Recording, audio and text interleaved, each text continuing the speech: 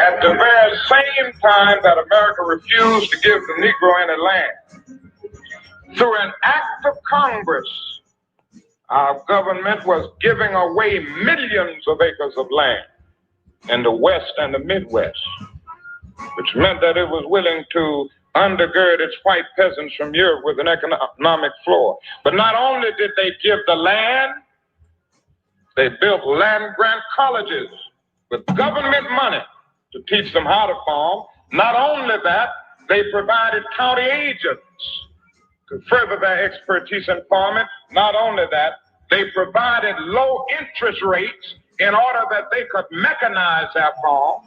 Not only that, today many of these people are receiving millions of dollars in federal subsidies not to farm, and they are the very people telling the black man that he ought to lift himself by his own bootstraps.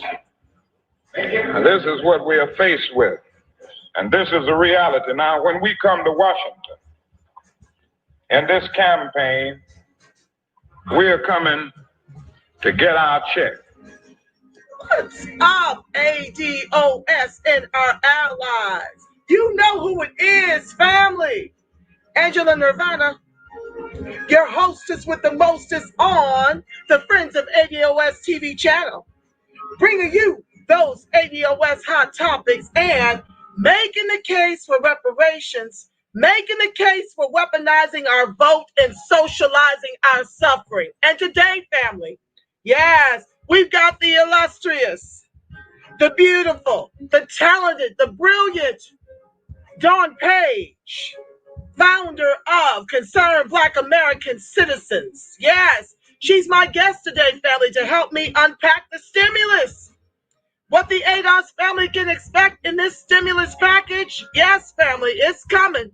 It's coming. They're supposed to be putting this to a vote today. We're going to talk about it. We're going to talk about Dawn's incredible body of work, that economic empowerment plan that she is going to implore upon Biden to get done for American descendants of chattel slavery in his first 100 days, akin to how he intends to make everybody else whole before making us citizens of the country our ancestors built with their lives, family. We're going to talk about it. And of course, we got more story time, family. Get ready, get ready, get ready for more of part 2 of Shawn D. Rochester's The Black Tax, the cost of being black in America.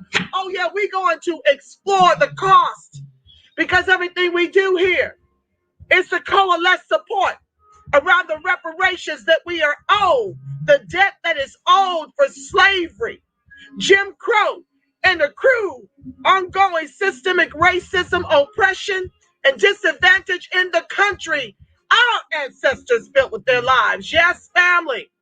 That's what this show is about.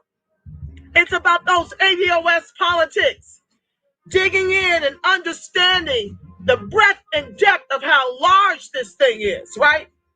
Because when we understand it, we can support it in bigger numbers than we currently do. We need to coalesce all of ADOS around this to get it done, because why? Politicians respond to pressure, not applause, family. So we need all hands on deck, and at this Friends of ADOS TV channel, everything I do is ADOS politics. Yes, it is. I am proud to be a part of the new black media. Yes, I am. As the Friends of ADOS TV channel, bringing you everything I know to continue to make the case for why we need the reparations to close this egregious 100 trillion plus racial wealth gap, family. That's what we are here to do. That's what I intend to do. Every show is to make that case. Erie Black Fire, welcome to the live family. B1 in the house. Brian Johnson, thank you so much for joining the live. Debonair One, thank you so much for joining the live.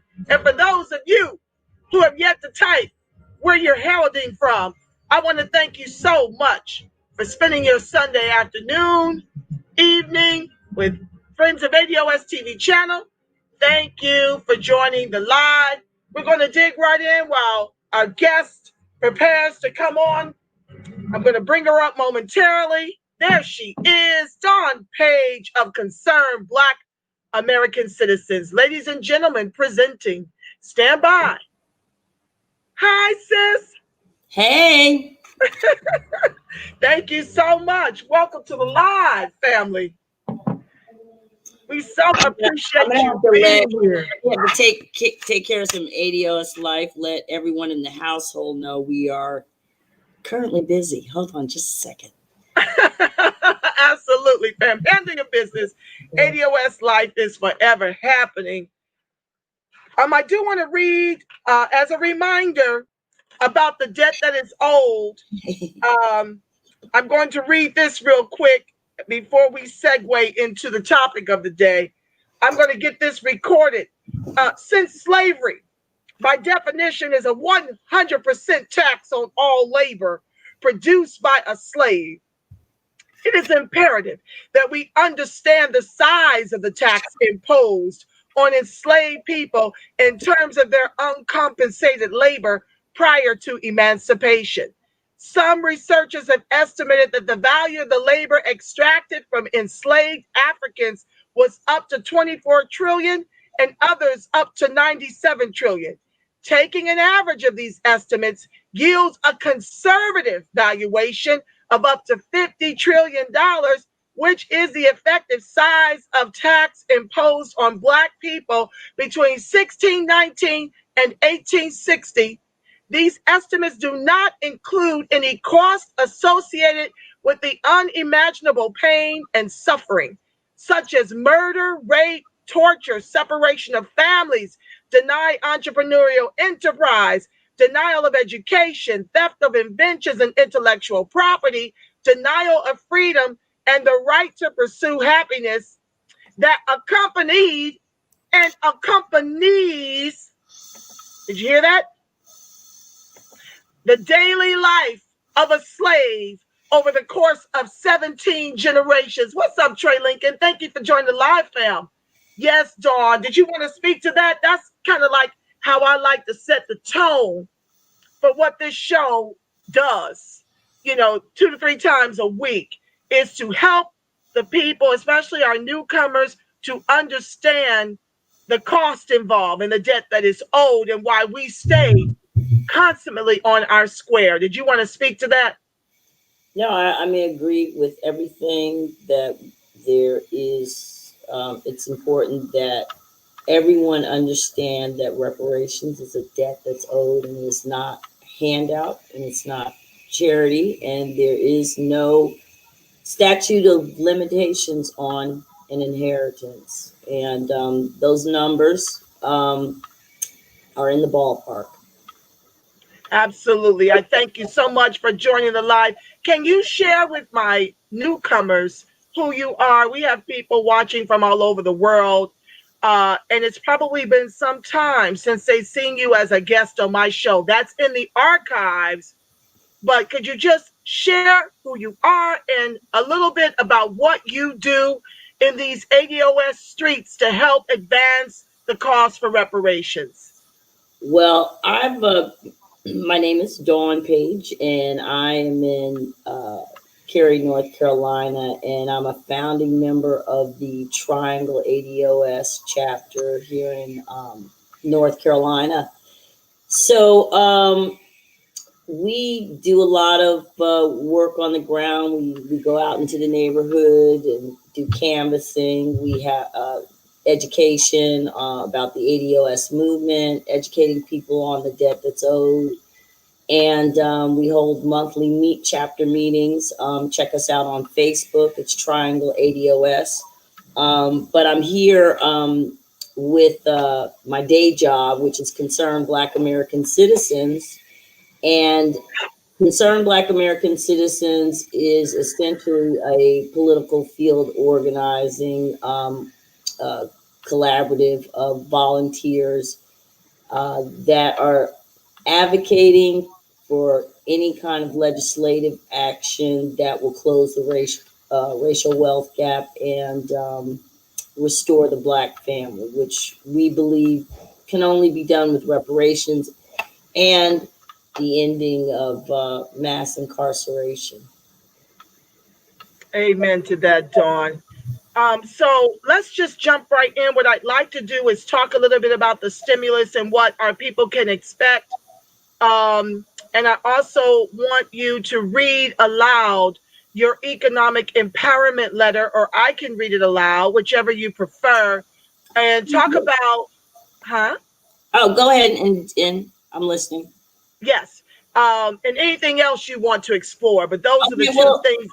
Right. Yeah. So the thing that I'm working on, the most important thing right now is being ready to, the most important thing right now, I think, is that we have delivered the White House to Joe Biden on his third attempt, and we delivered that with a 91%, an average of 91% turnout rate for Joe Biden. And so he looked into the camera and told us that he was going to, we've all, African Americans have always had my back, and we want to hold him to that. Now, since he's won that election on November 7th, he's had a meeting with civil rights leaders, and a lot of people have seen that tape that was released to that Zoom meeting recently, where he essentially stated what we've already known, that, you know, he is, you know, he wants to, he's not promising anything specific. That's the bottom line. He's not promising to do anything special toward the policy. He vaguely mentioned closing the racial wealth gap.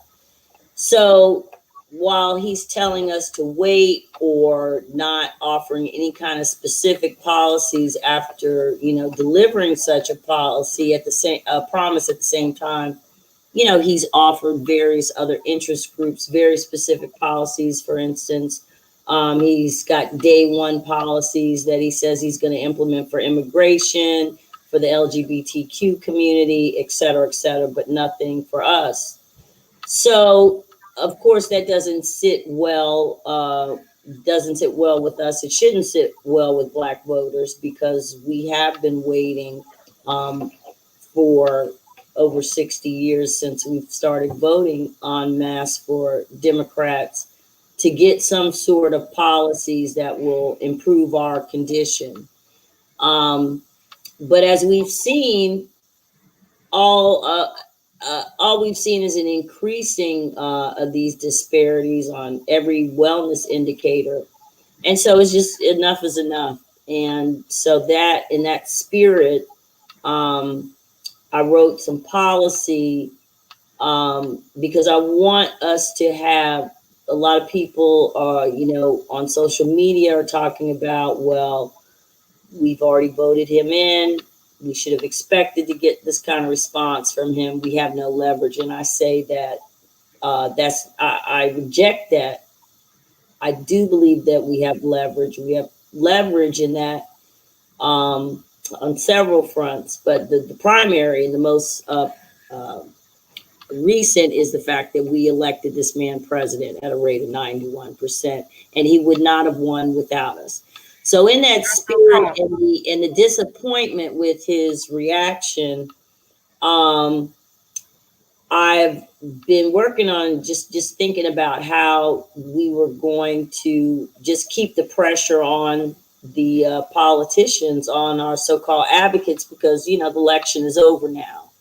And there is a piece of legislation that the audience might be familiar with, HR 40, which is a study for reparations that includes a proposal but has a lot of flaws. Primarily, its lack of specificity And, you know, do we even want that legislation to go forward? So what are we working with then?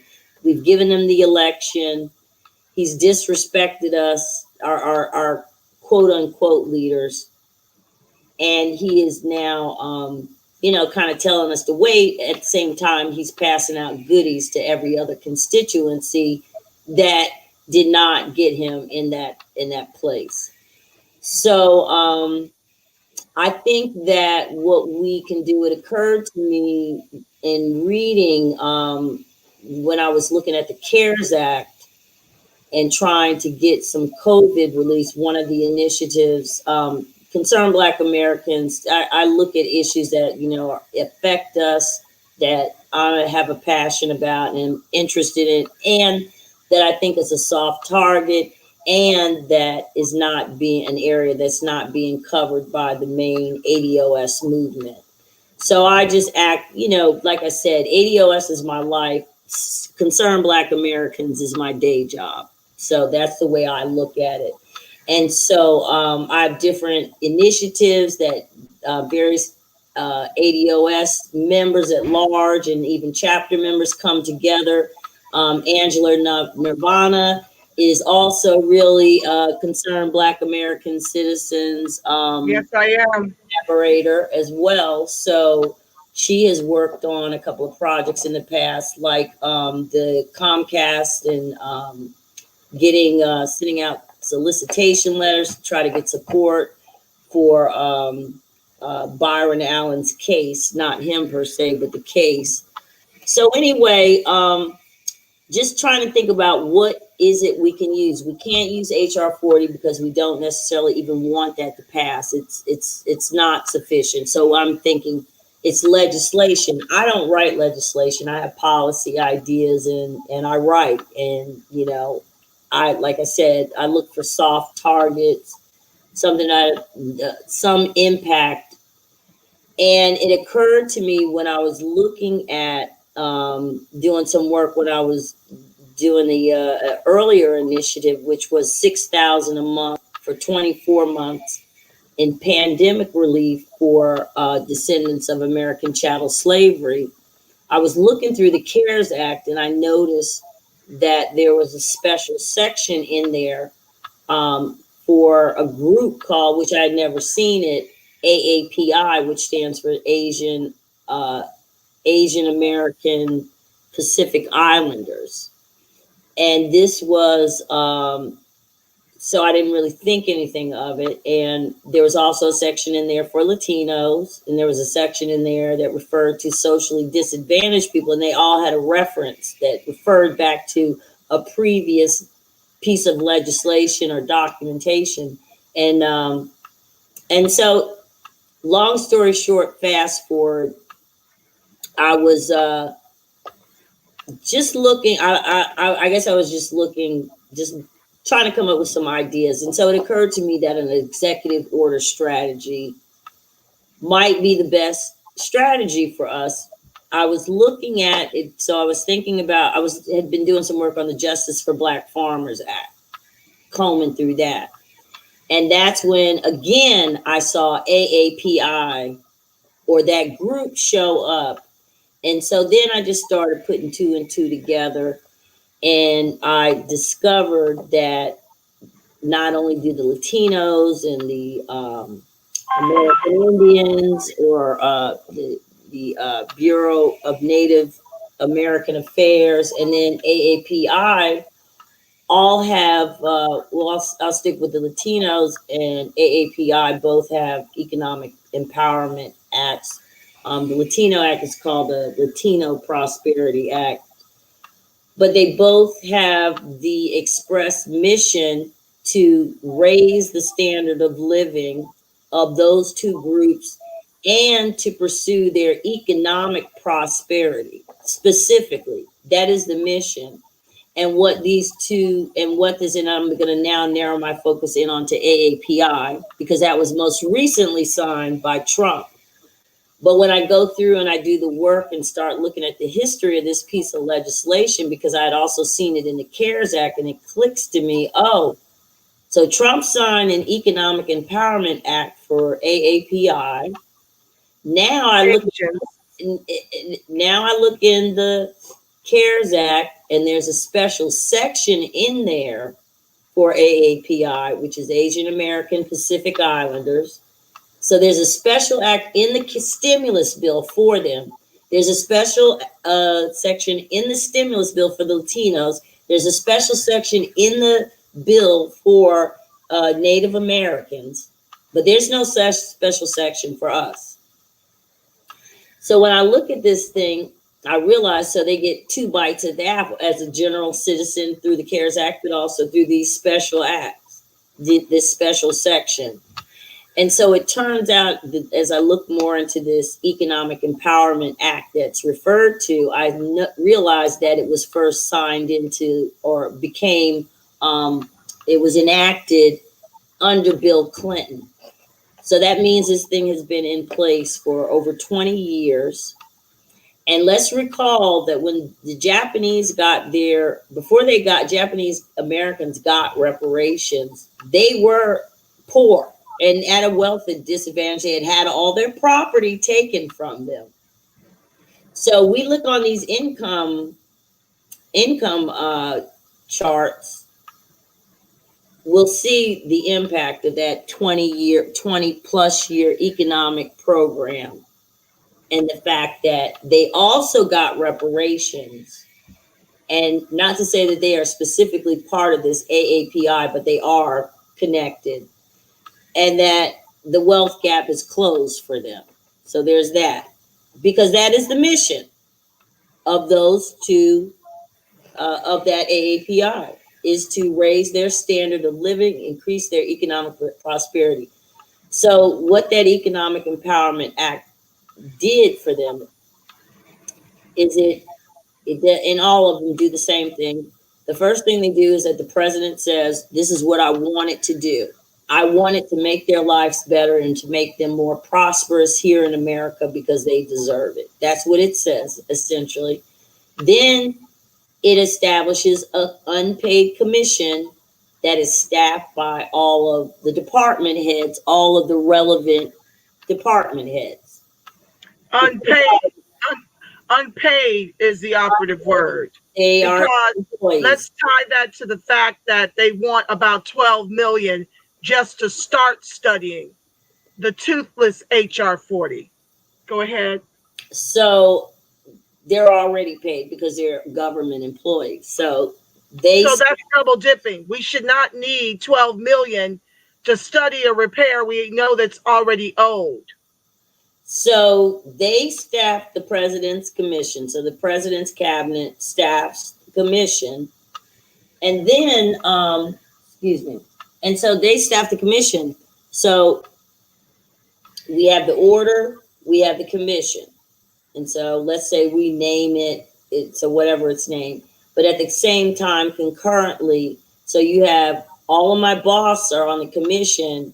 And now each of those bosses' staffs, each of their departments become a whole new government entity. And this is all done. So we're just in the first steps of what this thing did with just the signature. So it establishes a government bureaucracy that never goes away. So we've had this bureaucracy in place, developing and growing and morphing since Clinton, because the other trick bag is that the commission staffed by the president's cabinet only stays in place comes up with their plan, stays in place for 2 years, comes up with their plan, hands it down to the IWG, or the Intergovernmental Work Group, and then the commission can be renewed. So the Economic Empowerment Act has been renewed with each administration, whether they were a Republican or a Democrat. So Clinton was the first one to sign it, and every president since then has signed that AAPI Act that has the sole purpose of increasing the prosperity of Asians and Pacific Islanders in this country and increasing their economic prosperity. so while that keeping ADOS tethered to the bottom. so the IWG, the work group, then is required to include that group in their departmental budgets. That What's IWG? IWG is just government jargon. It stands for Intergovernmental Work Group. So the commission is staffed by the department heads, and their staffs staff the work group. The commission, the commission, and then the work group. So that's the organizational chart. The commission is at the top, and then each of the commission members is a department head, and each department has a whole department that has AAPI in their budget. So if I'm in Department of Transportation, my boss is on the commission. He said, I want more transportation in all AAPI neighborhoods. You make that happen on your budget. They have to put that in their budget, and they are accounted for, and resources allocated to it because by order of that executive order. So I was I was just amazed to see that this was all done without any political mechanization. Doesn't matter who's in office because it was signed by Republicans and Democrats. The commission, even though each president that comes in might have a different, might want to have a different focus. But the IWG, the bureaucracy never goes away. So you have this government body that has been created over 20 years ago that has been working to improve the life of Asian Americans.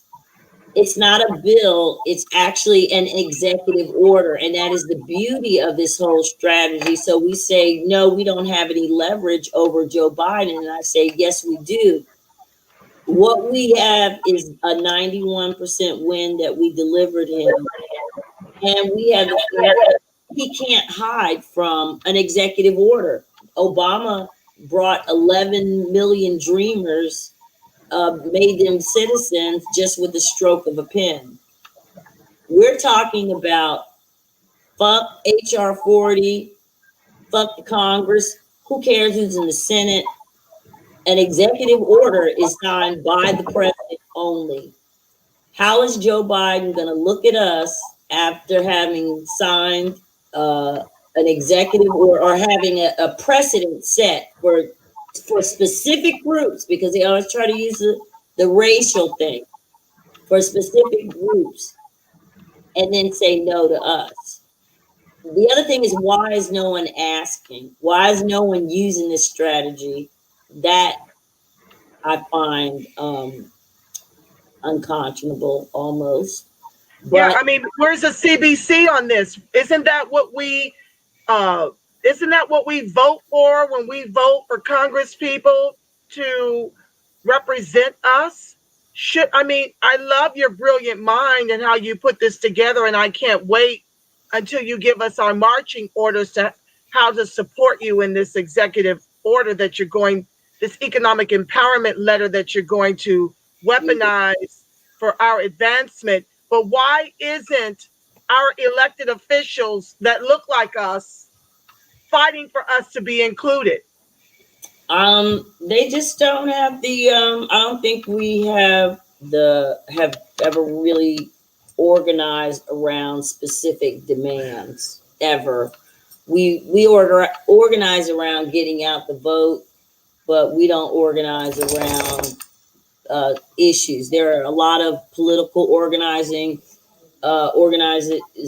out there like mine, or I should say I'm like theirs. I'm copying them because I want to take this whole political organizing, field organizing, and use it for us as opposed to just using it against us, just to be slave catchers and get out the vote. I want us to get out the vote based on policy, and I want candidates to want to come to us and adopt what we want or support what we're doing and to get the vote, as opposed to soliciting candidates who are running to will you adopt that, have a more collaborative effort.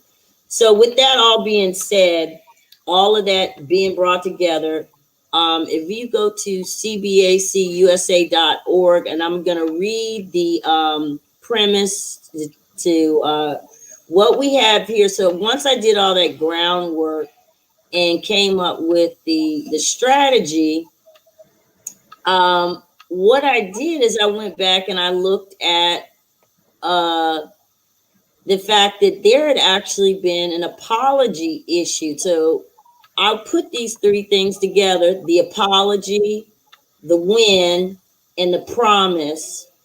And then I'm going to end with the consequence. So I'm going to read this letter that I wrote supposedly to President-elect Biden. And it says as follows: Dear President-elect Biden, on July 29, 2008, the 110th U.S. House of Representatives passed House Resolution 194, apologizing for the enslavement and racial segregation of African Americans.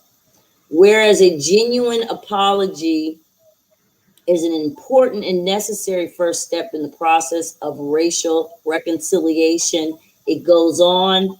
I picked back up at the end that the House of Representatives, one, acknowledges that slavery is incompatible with the basic founding principles recognized in the Declaration of Independence, that all men are created equal.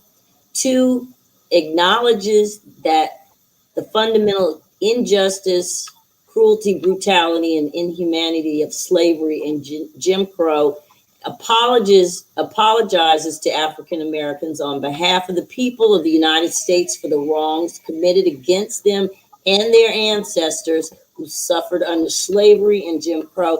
And four, most importantly, expresses its commitment to rectify the lingering consequences and misdeeds committed against African Americans under slavery and Jim Crow, and to stop the occurrence of human rights violations in the future.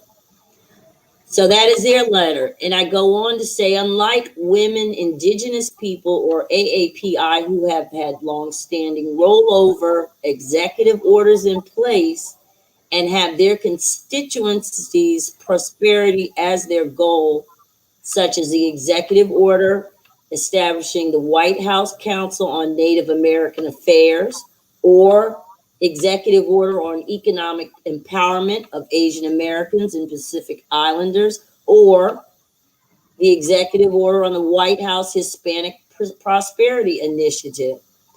African Americans who are descended from American chattel slavery do not enjoy any such initiatives on their behalf, despite suffering a household wealth gap of over $800,000 compared to white families. On November 3rd, 2020, 90% of descendants of American chattel slavery or African Americans voted for Joe Biden. It is only because of their critical votes in the battleground states such as Michigan, Pennsylvania, and Georgia that we now call Joe Biden president-elect. In expressing his gratitude, Joe peered into the camera at African Americans and said, "He's got our back." African American descendants of American chattel slavery are now calling on the Biden administration to make good on his promise of enforcing the U.S. government's commitment to rectifying the lingering consequences of the misdeeds committed against African Americans under slavery and Jim Crow, and to stop the occurrence of human rights violations in the future. Concerned Black Americans is calling on Joe Biden to sign an executive order that establishes a 2-year reparations commission and hereby establishes the National Reparations Bureau going forward. So that's a letter that I posted. I didn't literally send it to him, but that is what this initiative is going to surround. And if you click the white button or the button at the top, what you'll get is a draft of the executive order that I wrote that uses the AAPI executive order as a template. And you'll note that the style that I start out with is... I'm sorry, Dawn, I'm looking for where you're telling me to click on. You said something white? Yeah, at the top of the page, right? It says executive order. Or you see that button at the top? I don't know why I don't see it. It's right on the page, right above the letter. Oh, here. But anyway, so this is actually a draft of... if you push that, select that white button, that actually takes you to the document. Can you select that for your guests on your screen? Hold on 1 second, dear. I did select it. I don't know why it's not showing. So I see anyway, it. I see it when I push on it. It's a 9-page document. Exactly. So that essentially is the Economic Empowerment Act that I wrote for ADOS. For family, American this is where you click. You see me circling around here to get all of the meat and potatoes. Get those. This is extraordinary. Those from there, yes. Yeah, I clicked on it and I see the 9 pages, but for some reason, let me see. Did you want to read through it, Dawn? Or no, I'm not going to read through this. I'm going to leave it. Well, I'll just start out with the first. So this is how it starts out. And this follows the same template. The point is that to keep it similar so that it cannot be, rejected. Someone mentioned that the possibility that in that scenario that he could even be liable for a suit for discrimination since the precedence has already been set. And let me also point out that President Obama kindly signed an executive order for African Americans. Unfortunately, it was just an educational empowerment act. And we know, of course, that education will not close the racial wealth gap. The executive order on economic empowerment of descendants of American chattel slavery, December 2020, by the authority vested in me as president, by the Constitution and the laws of the United States of America, and in order to empower descendants of American chattel slavery to improve the quality of their lives, raise the standard of living of their family, and more fully participate in our economy by eliminating the racial wealth gap, it is hereby orders as follows. Now, that first paragraph parrots almost exactly what's in the other, except for adding eliminating the racial wealth gap. Section 1, policy, again, following the format. And I say, Henry Blair was the first descendant of American chattel slavery, or ADOS, to receive a patent in America. His two inventions, the corn planter and the cotton planter, enabled farmers to increase efficiency and yield. The second, in 1821, when Thomas L. Jennings invented dry cleaning. Judy W. Reed was the first ADOS woman granted a patent for her invention for a dough kneader and roller. These wondrous contributions created whole new industries that still create jobs today. They were followed by over 248 more patents between 1845 and 1980 that have generated millions of jobs and billions of dollars in wealth, still growing in our economy today. By 1860, the estimated industry value of American chattel slaves, the cotton and tobacco they produce, along with related industries, was $42.2 trillion in 2016 dollars. And still today, ADOS play an important economic role, having started businesses and generated jobs that pay billions of dollars in wages and taxes, including founding some of our nation's most successful and innovative enterprises. ADOS have made important contributions to science and technology, culture and the arts, and the professions such as business, law, medicine, education, politics, and economics. Their shared accomplishments and legacies are an inspirational, significant, and celebrated part of the American experience. ADOS and their ancestors have fought in every war and have been central to keeping our country safe throughout our country's history. While we celebrate the many contributions of the ADOS communities to our nation, we also recognize that ADOS communities and the enterprises encountered challenges in accessing economic resources and opportunities. Following the abolition of slavery, the United States government promised a grant of 10 acres of land in restitution for unpaid wages to the 4 million emancipated relatives of today's living descendants of American chattel slavery, or ADOS, or 40 million acres.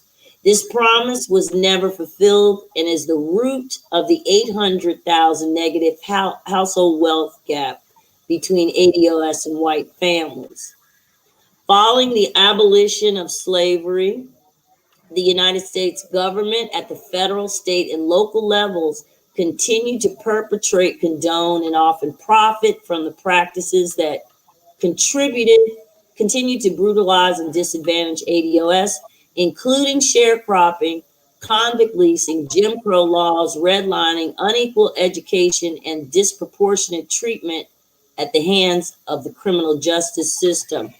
Further, where the ADOS community has been explicitly excluded by the United States government policy from wealth building opportunities. And then I go on to list the Homestead Act, how that hurt us, the GI Bill, the Wagner Act, also known as the National Labor Relations Board, that kept us out of unions, the Federal Housing Administration, the 1960 Jim Crow laws, and then the second section, I go in, the second part of the executive order. The purpose of this order is to establish the President's Advisory Commission on the Descendants of American Chattel Slavery and the so that would be the commission name, and the White House initiative on Descendants of American Chattel Slavery, or the National Reparations Bureau. So what I'm saying is this IWG, or this intergovernmental work group, we would call the National Reparations Bureau, which is from Dr. Darity's book, From Here to Equality. That's what he calls it. And essentially, I'm saying this is a vehicle to get to what he is talking about in his book. And if we think about this in terms of steps and phases, so I go on to say each will work. So when I say we want to establish this intergovernmental work group called the National Reparations Bureau, each will work to broaden access by ADOS employers and communities to economic resources and opportunities, thus empowering ADOS to improve the quality of their lives, raise the standard of living of their families and communities by closing the racial wealth gap by 2030, as measured by ADOS population compared to its percentage ownership of total U.S. asset wealth. So this is a broad brush to say basically our population size should match, our percentage of the wealth. If we're 13% of the population in the United States, we should have 13% of the population. So this is meant to be a vehicle for organizing. This is meant to spark people, politicians' imagination. I don't think it steps on any toes by doing this. And I think that this should be thought of as a way to get a Black agenda in place, because we have to walk a line between the short term, which is the here and now, and reparations, which, you know, I expect to kick off in 7 years. That's just me. Now, I go on and list various things, and not necessarily specific, because a commission's job will be to come up with a plan that has to be executed, with the mission being to improve our standard of living. And as I've seen with AAPI, each president puts in place a new commission when they come in. So Clinton signed it first, but then when Bush came in, he appointed his cabinet to that commission, and the intergovernment work group was still ongoing. And then you had Trump come in, and he signs it again. So it's not a matter of who's in the White House. Apparently, it matters on, you know, basically, I guess, how you work your strategy in the background. But the point is, what is our leverage? Okay, so it's like, great, Dawn. So we have an apology. They committed, the Senate also passed a companion bill. So they have an apology from, we got HR 194, an apology from the House. We got an apology from the Senate. Then Barack Obama is elected, and I guess that was supposed to be our reparations. I think that's how they thought about it then. And then Obama comes in and gives us an educational empowerment act, and we were supposed to be happy and go home. So what I'm saying, we have the apology. We delivered a 90% turnout. We delivered the presidency to Biden. He made a promise. And I say that the consequence is that if he does not sign an executive order within the first 100 days, we're really going to be pissed. But if we don't get one by 2022, we're going to fuck up the Democratic House. Hey. So that's what we do, baby. Dr. Martin Luther King said, in order for us to achieve this final phase of economic liberation and inclusion, that we were going to have to make an ultimate sacrifice. I don't know what that sacrifice is, but I do know that this strategy completely circumvents the House. It completely circumvents dealing with the Congressional Black Caucus. It doesn't matter if we don't need Mitch McConnell or Nancy Pelosi to introduce it. So it seems he's out of excuses. It seems like we could get our commission, our designation, and because in designation, in the sense that in these bills or executive order, whoever is defined in that piece is who is eligible. So if you actually take the time to look, if you go down, just like they did in the AAP Act, they have one little sentence that defined who AAPI. And that's where you saw it was Asians, Indians, as in from India, people from Guam, you know, and the Hawaiian or whatever, Polynesian islands, whatever. But so in this bill as well, or in the executive order, it says descendants of chattel slavery, or ADOS, and the definition is that they are can trace back, you know, basically the same ADOS 101 criteria is the criteria that's listed here as who we want to study. It calls for a disaggregation or data collection. But I'm telling you, this is exactly what AAPI, that is what the sad and beautiful thing is. This is in place currently and has been for years, for decades, for the Asian community, and more recently for the Latino or Hispanic community. And the impact, we see the impact in the wealth numbers. You know, so if he doesn't do this, then our response to him has to be that the Democrats lose the House. And we have to use, I think, executive order strategy to get a series of executive orders. So this is just the start. This is just a template. This is for somebody who knows better than I do to say, oh yeah, we need to go, get an executive order written. So this is to prime the pump. I don't know what I'm going to use this as a rallying, point in a way to organize around that. But I think that this is what we should be doing, and I also think that we can have specific executive orders, for instance, regarding mass incarceration and his role in it, both of his and Kamala's role. So we're spending on average in some states $60,000 a year for prisoners for their food and care and shelter, and of course they're hot boxes of COVID, and we want to de-incarcerate. So how are we going to do this? Where are these people going to live? Because currently ADOS are 50% of the homeless. Our families are 53% of the homeless families. So even if we were to let all of these people out of jail, who are they going to live with? Where are they going to go? So it's not even realistic. So why don't we say, Joe Biden, sign this executive order that releases all nonviolent prisoners, returns $30,000 to them and $30,000 back to the taxpayers, and keep it pushing. And what is the response? What is the reason for not doing that? I don't know. I do know it's racism.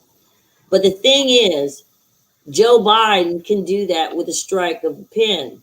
The three branches of government are three co-equal branches, but they always want to tell Black people, oh, you need to go through the legislature. Yeah, that'd be great if we could, but that's not the only thing. But if they don't keep us tied to the fortunes of Congress, then they can't corral us every 2 and 4 years at the voting box and then drop us off. So this gives us power. This gives us some grip between elections. And it's not that, oh, he's already in. It's like, no, the 2022 election cycle starts the minute he is sworn into office. And he better damn well sign not just this he better have signed some executive orders, or I hope at that point people will have been organized with my help and the belief and support of others that we don't show up for the House in 2022, because we just need the president to sign. And it's shown that's not, the Congress is obviously, it is unnecessary. There's a National Bureau of Native American Affairs. They are automatic. If we had an economic empowerment in place, do you know we would have automatically had our own section in the CARES Act? We wouldn't even have to be going through all of this. It's real. This is how we'd be. We'd be all over here. Yeah, where's our money? No, with everybody else trying to get to 1,200. Meanwhile, we got a special section already in here, meaning they get 2 bites at the apple. And we're sitting over here voting, and nobody is helping us. No one is helping us. Congressional caucus, you're evil and incompetent. No doubt. Sis, remember when we did the COVID relief that you also brilliantly wrote? What? Remember, Dawn? We did that, and then the COVID relief letter? Yeah. That we collabed on, and then we were trying to get 100,000 signatures on the White House. Yeah. Okay, my thing is, can't we start a campaign for this now? Yeah, let me tell you about that. So this is I know you're waiting for the March for Reparations to roll it out, but we're just ramping this up. So yeah, I'm trying to put together a whole campaign around it, an Yes. educational campaign. We are going to, Concerned Black Americans has joined in with the Reparationist Collective. Go to marchforreparations.com, and we're going to be marching on Washington on the 20th and 21st to tell Joe Biden that we have delivered and now it's time to collect. And so we're going to be, among other things, we're marching for reparations for ADOS, for descendants of American chattel slavery. But we not marching as the part of the movement. It's not endorsed by the, formally endorsed by the movement. So I just want to make that clear. But we're going to be out there, and we're going to kick off, talk about this executive order. That's where we're going, and we're going to demand reparations. And this is essentially a Black agenda, or a strategy for Black agenda. And I wanted to expand on it and say also that I think we should use this strategy at all levels, state and local. We should just start using an executive order approach, demanding task force, like started in California. Start demanding task force, demand whatever it is that we're looking. If you want a curriculum, if you want data, start, consider how your state government uses executive actions and use that route. Because I don't write legislation. I don't have time to get to know and schmooze with all the politicians, et cetera, et cetera.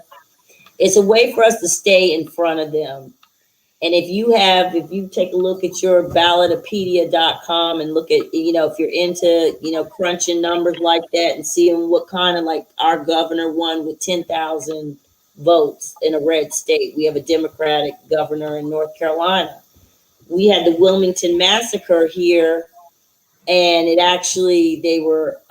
was passed in the law, I guess, to, I have to do more work on it, but it was never funded. So you can still get legislation for reparations, but they never funded it. So the thing is, like, what do we go to the governor and say? Here's an executive order, we want this, whatever it is, and to use that approach. Sandra Del Rey 360, Alexis Cummings, welcome to the live, my loves. Moni Love, Jeremiah Thompson, puppy here. Lawfare Ward, he's adorable. We love your puppy, especially if he's being quiet. Don't you throw him. Sandra Del Rey 360 asks, what politicians are behind your executive order now? We need politicians behind this. There are no politicians behind this because I just finished this like a couple of weeks ago, and right. I'm starting. I mean, I guess I saw something that wasn't being addressed. He's gonna say hi, VG. VG wants reparations now. Well, we're trying to so what I want to do is to basically to get this concept out, and the concept of us having leverage, that we do have leverage. If we can agree that a Democratic House, I mean, they actually lost their margin. The Democrats' margin was reduced in the House during this past election. So that gives us even more leverage. And none of these butter biscuit eaters are going to share this with us. They're not going to approach. We are not supposed to be doing, what is it? So other than withhold our vote, can we start? I don't know. I mean, I think, we talk about the buying power in the Black community.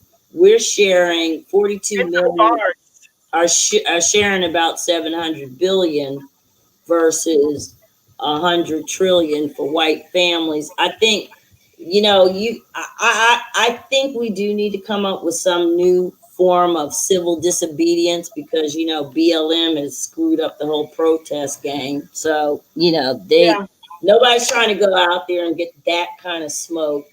But we do need to come up with something. We really do, but I really believe we need to lean in on weaponizing our vote and socializing our suffering. That's been what I've been pushing hard over here at the Friends of ADOS TV. Can I answer the question? Sure. So Denise says Congress holds the purse. The executive order just will establish. I tell you, it just kind of upsets me because no, there is money that flows through these things. Go to Wikipedia if you're bored and type in the Asian American Pacific, whatever, AAPI Executive Economic Empowerment Act, Denise, and you're going to see all the money that is attached to. But the thing is, let's think about this. They set up a bureau that requires, so this executive order will require the ADOS, the American Descendants of Slavery, would be a line item budget in every department that I listed here. So that means that the Department of Interior would say, okay, we have to close the wealth gap. Where's some land that we have, or where's some jobs that we can give prisoners? Oh my gosh, Satra, that's interesting. Interesting. We could tie that. Dawn, I'm not going to show any more comments until you answer your last thought. Oh, I did. From thought to thought because you read and everything. I'm not going to do that part. I want to hear the richness of a complete thought. So I'm not going to show any more comments till you finish one thought. Go. Did I mention I have ADD? I love you. You're my sister, though. Okay, we were talking about Congress holds the purse. The executive order just will establish right. So money, yes. So if you imagine that you have each department in the Department of Interior can say, okay, our boss, the Department of Interior, is on the commission. The commission says we have to close the racial wealth gap. Our part is Department of Interior. What do we do? So ADOS now has to be put in our budget. How are we going to, how much money are we allocating to ADOS? Okay, well, in our $20 million a year budget, we're going to allocate 13% of that. And I shouldn't have done that too much, but I'm going to do the math. So if we have a $20 million budget and Department of Interior is going to say 13% of our 20 million budget must be spent on ADOS. So that's $2.6 million from the Department of Interior. So then the people on the staff say, okay, we have a $2.6 million budget. How are we going to use that money to do our part and close the racial wealth gap for ADOS? Oh, well, we could set up with this 2.6 million. We could set up a program and give them land or jobs or whatever. Okay, well, we could decide, okay, well, here's the Department of Labor. Or here's the Department of Commerce. Well, our bill budget is, 50 million. So we have to spend 13% on ADOS. So then that means they're going to get, $5 million. What are we going to do with that? Well, we might give them checks. Well, why don't we just set up a grant program under the Department of Commerce and give all descendants, everyone who applies. So this is not reparations, but we will expend this much money in the community in each of these departments as a percentage of our budget. So let's say we're going to give 13%, we're going to spend $5 million on jobs and benefits in that community. So you see, money definitely does flow through. This is some backdoor white boy shit that nobody is working on our behalf. And I'm triggered. So yes, there is money attached to it. There is definitely money attached to these executive orders, which is why they also had like things like trade. So the AAPI, of course, they're attached to other sovereign nations, so they can do trade deals. They can send money back and forth. The point is, yes, money can flow through here and still not be reparations. Money could through an executive order or a series of executive orders, and every single one of them could have commissions and bureaus attached to them that would be include us in their budget, and they could come up with programs. If we had ADOS on the staff, they could come up with programs. Oh, well, we're just going to give checks, or we're going to give jobs, or we're going to set up this training program, or we're going to set up this farming project, or we're going to do this or that, this tech program. So this is a way for us to get try to push a federal Black agenda or a state Black agenda or local. Just a new way of us approaching politics instead of them entangling us in this day-to-day sausage making bullshit in this gerrymandered landscape of America that we live in. The maps are gerrymandered against our interests. So what is a way around it? Oh my God, it's this. Oh my God, well, what if we were able to get a 91% turnout for a daggone executive order? You know what I'm saying?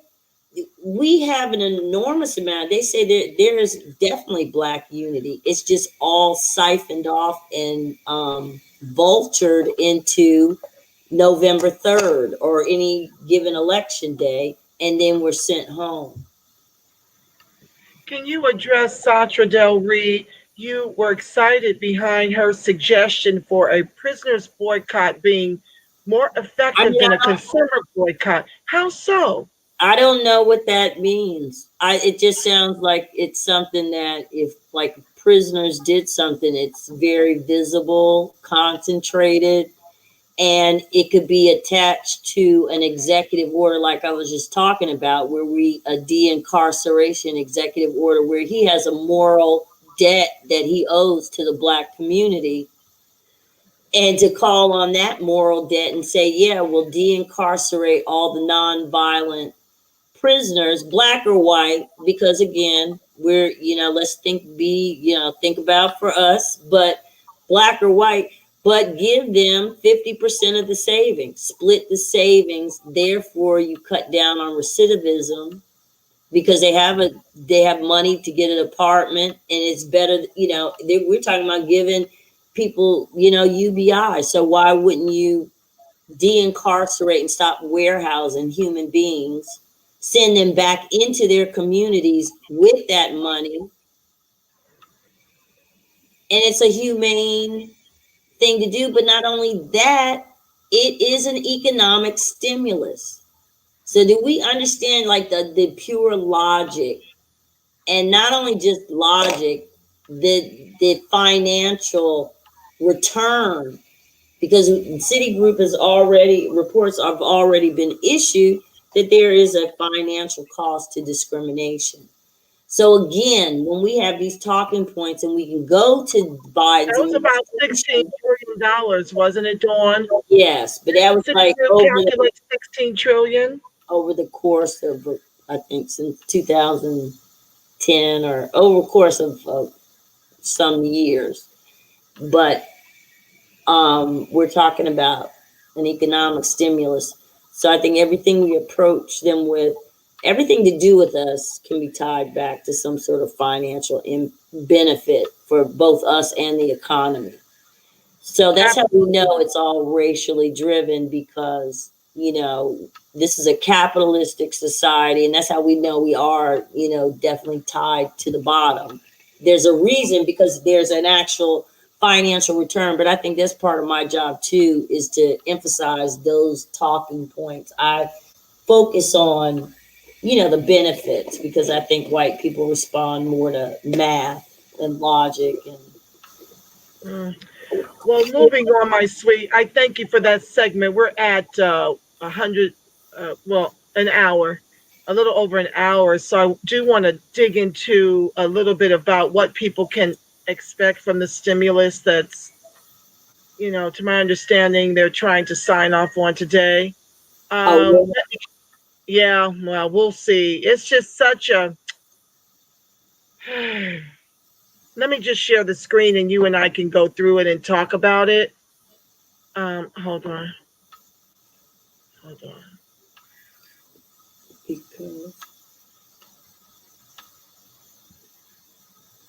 Oh, God.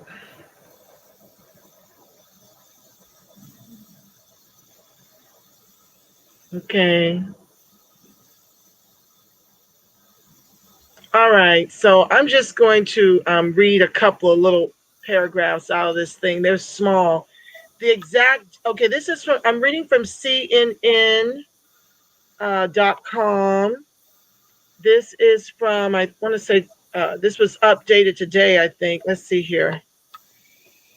Yeah, today at 1:45 Eastern Standard Time. Congress is on the brink of a deal on $900 billion relief package after resolving key dispute.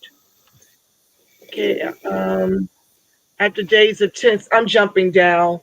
After days of tense negotiations over provision pushed by Senator Pat Toomey to pare back the role of the central bank's emergency lending authority, Senate Minority Leader Chuck Schumer and the Pennsylvania Republican reached a deal in principle over the provision, aides said. Now the two sides will draft the legislative language to ensure it reflects the outlines of the deal. Quote, "We're getting very close, Schumer said as he left the Capitol, predicting the House and Senate would vote to approve the package today, just hours before the government runs out of money at midnight. Senate Majority Leader Mitch McConnell's office also said a deal was in sight.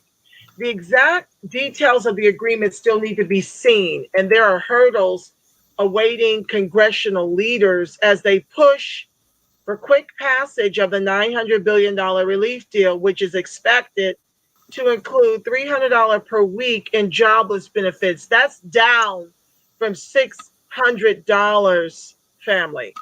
I need you to understand that it's been months, and we still don't have a bill, a stimulus for the constituents. I've seen trillions go out to prop up the stock market and the top, 10% of the wealthy.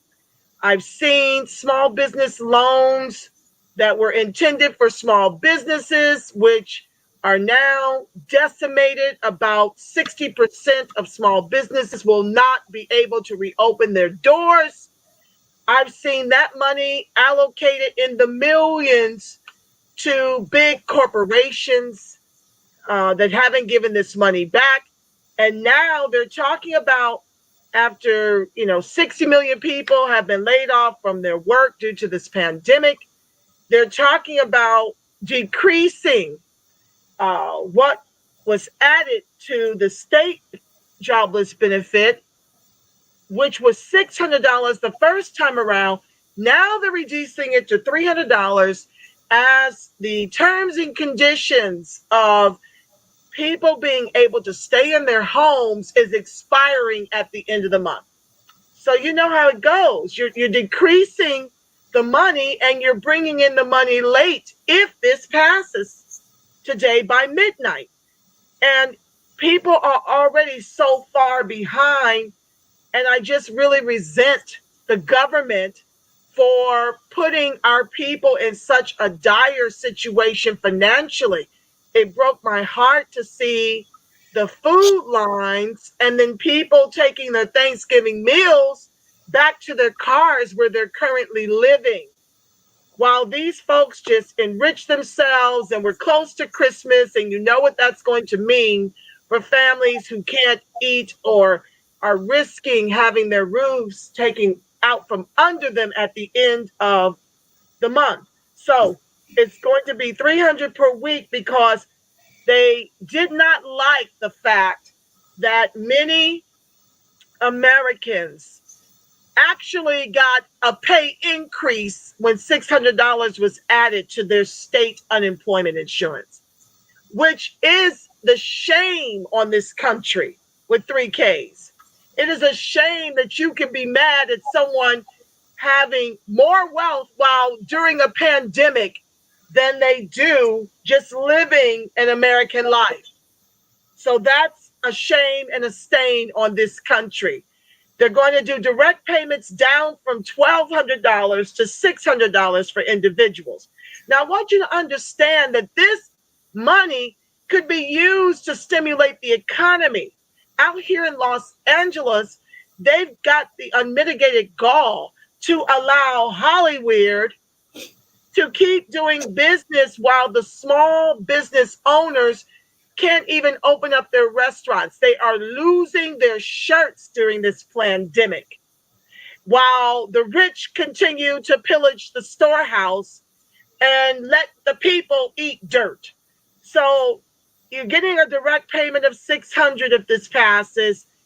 $330 billion for small business loans. Well, if they don't have a qualifier in there for what a small business quantifies, small Black business owners will never see a dime of this, or just a few of them will benefit from this $330 billion. This will be used yet again under Steve Mnuchin, who is the Treasury Secretary, that Kamala Harris failed to prosecute when he wrongfully foreclosed on the homes in the Bay Area. This money will be used to enrich those people before it trickles down to help those who are already hanging on by the hair of their chinny chin chin.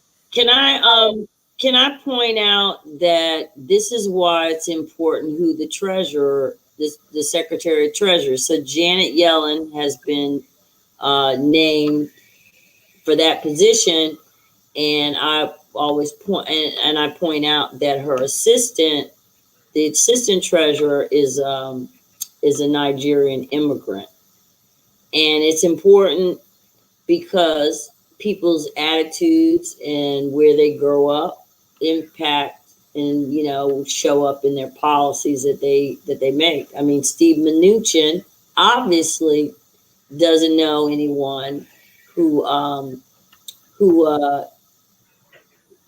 doesn't know that $600 a month a week is not hitting the lottery. So when you have people in office who are supposed to be looking out for our needs, the things we need, there's nobody ADOS. There's no one that has lived our experience that's in that on that economic team. And those are the people that, we're going to want, to cut that check, essentially, to come up with a plan for us. I don't know if this layout that I have in terms of who's on it, I don't know if our economic empowerment, I mean, it's up to the imagination. It could basically be just the economic team and the economic team only that would, be on our commission. But the key is to have also that governmental work group. That's key, because you want that bureaucracy put in place. And then you could see, in 2 or 3 years or so, that it would morph, become more robust. And just think, in the Department of Commerce, if they were part of the economic empowerment executive order, their part, maybe they would say, well, we need to revive the Freedmen Bureau Bank. So the point is to understand how to use the process to push our agenda and to chop things up into bite-sized pieces and not necessarily assume, the legislation, until the legislation comes, what I'm saying, until Congress looks the way we want, an executive strategy is a viable strategy, and it could work. You know, if we could be together at a rate of 90%, like we were, we would have reparations. We could get a series of executive orders. So, because what is the pushback? How can you say the wording that I used in there, you know, to improve the lives, and that's exactly what it said. Why is it okay for Asian Americans and Pacific Islanders? Why is it all right for them to get an economic act? Why can't we have one? Why can't it be exactly the same? How does Joe Biden say no to that? Well, He says no because way, nobody is ever going to ask him. well, we will. We're going to come together as grassroots under, you know, bring all our grassroots together and lean in and enlist the help of the people who watch the new Black media. That's why, you know, of course, we speak offline about that campaign, but it's an imperative campaign that we continue to do this work. Right. And we must continue to do this work. More details will come out. We'll keep developing, you know, the features of the camp, but really it's supposed to roll out in January. So this is kind of preliminary. Just starting to get the word out. Go to CBACusa.org to find out more about this. If you want to share it, copy it, maybe use it as a template. Maybe you personally have an executive order that you'd like to write. And you know what? I say go for it. And if you even want, share it with me. You know, I'm looking for share with the friends of ADOS too. Yeah, I mean, just exactly. I mean, the thing is, I think this is a good strategy. And until, you know, we have a more formal approach on a legislative base, you know, I think this is a very solid strategy for us to use. More importantly, because it's feasible. It's not saying, oh, here's an executive order for reparations. I'm not saying that. We're not going to say that. This is it's an economic empowerment act. But if you look at the other, like I said, if you go to Wikipedia and just look at the other, the AAPI Act, you'll see, and then you're going to be like, oh my God, look how easy it is to funnel money through once this thing is set up, and how it's like every 2 years you update your business plan. That's what the commission established. That's what the commission, they write a business plan for improving Black America. And I'm just really saddened by the fact that we don't have any. It's just, to me, I kind of hope, in a sense, that I'm missing something. I can't believe that no one is making any kind of push like this for us, y'all. All we have is an Educational Empowerment Act signed by Obama. That no one even knows about to take advantage of it. No one even knows about it to take advantage. Obama signed this AAP Act. He signed the one for the Hispanic Prosperity Act. He signed the 492 million Native American, you know, for them to pay out on the contracts, the treaties, because their situation is different. Native Americans are a separate country, at least the 5 civilized tribes, et cetera, et cetera. The point is, Obama signed those executive orders for others. And we do know that Obama, of course, is tied to Asia and Indonesia. But I'm just saying, the thing is, there is nothing like this in place for us Negroes. And I'm triggered. I'm very triggered, because as you should be, as we all should be. No reason. There's no reason. I cannot express how much there is no justifiable reason why none of these so-called social justice organizations have never utilized their ability to rally us like they do to get us to the polls, to rally us for something that we would have complete agency and control over. So what does that say to us? What it says to us is we are in the fight of our lives to prevent from becoming the permanent underclass in the country our ancestors built with their lives, because capitalism needs a bottom caste, and they decided long ago American descendants of chattel slavery is it. Let me finish this out because I got, we're almost at the hour and a half, and I still got some story time with the family from the Black Tax. 330 billion for small business loans, more than 80 billion for schools, and billions for vaccine distribution. This is the part that gets me. Lawmakers have yet to see any details of the relief plan, nor have they seen bill text of the massive $1.4 trillion spending package that must pass Congress to keep the government open past Sunday. Any senator can delay a vote for days if they are dissatisfied with the process or policy. Plus, it's uncertain how President Donald Trump will respond, given he's been disengaged from the talks and consumed with his election loss. Now, down here, where did I see that? Okay, still the late agreement over the disputed provision likely clears the way for a hectic Sunday. With Americans eager for relief, I'm trying to jump through this. Impatience is growing in the ranks as both sides recognize a deal must be reached by Sunday. Here we go. This is what I wanted to read. Okay, so let's go here. The Democrats. Okay, let me go here. I'm sorry, guys. Republicans argue that the Fed's emergency lending. This is the part I want to get to. Republicans argue that the Fed's emergency lending program, created under the March CARES Act, needs to be wound down as envisioned by that law, saying leaving it open would amount to a slush fund for the incoming Biden administration. But Democrats argue that the authority is essential to continue to prop up the economy, and say that the provision to wind it down, pushed chiefly by Toomey, would tie the hands of President-elect Joe Biden's team.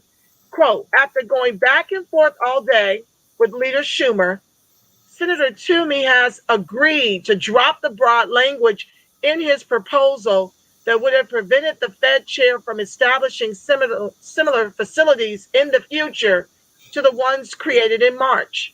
A senior Democratic aide said, compromise language is being finalized, and now that this obstacle has been cleared, a final agreement on an emergency relief package is significantly closer. But Republicans also declared victory. This is the meat and the potatoes. Quote, this agreement rescinds more than $429 billion in unused CARES Act funds. Let me pause and take a breath. This is unused because ADOS does not know about it. You guys don't understand that there is money out here for you.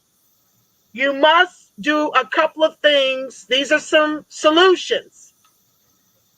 You got to Google the CARES Act funding, because this, as it says here, it definitively ends the CARES Act lending facilities by December 31st, 2020. It stopped these facilities from being restarted and forbids them from being duplicated without congressional approval. Toomey spokesman Steve Kelly said in a statement, this agreement will preserve Fed independence and prevent Democrats from hijacking these programs for political and social policy purposes. Now that Democrats have agreed to a version of Senator Toomey's important language, we can begin closing out the rest of the package to deliver much needed relief to families, workers, and business, said Doug Andrus, a spokesman for McConnell. So what I need for you guys to do is to look for the money you have yet to claim. Immediately get on this, because more importantly, if you go into the CARES Act, like you just said, if you go and type in CARES Act funding and push, it shows you a whole list of, it said that there's 150 billion set aside, 100, let me see, 150 billion was set aside. Listen to who is listed under here. Alaskan natives, tribal allocation. This is all, you know, again, it lists the specific little groups that have their special sections in these bills, and they all tie back to economic empowerment acts, not legislation, but economic empowerment act. So all of this screwing around with the Congress and all of that is basically, I guess, for Black people. Absolutely. We just try us to waste and spin our wheels and just give incompetent CBC members jobs because all of their districts look like trash. There it is. But that's because no one is telling us that there's money out there. And I'm saying that we have got to be on top of the programs as soon as they are rolled out and apply for everything. Everything. Because now they're even giving relief for the PPP. If you were a small business owner and they issued any PPP, that is going to be wiped off. That money. What I'm saying though is if we had an executive order in place going forward, because you have an executive order in place going forward, you're automatically included in expenditure bills. That's why they don't have to fight. They don't have to worry about this because their section has to be put in. That's what I'm saying. If we had this, then going forward, whenever shit comes out, we have to be in that. It incorporates us into the federal budget. And I'm triggered, and I actually hope I'm wrong. I hope someone looks at all this work and watches this and goes through the stuff on my website and says, you know what? You don't know what you're talking about. This is wrong. Everything is wrong.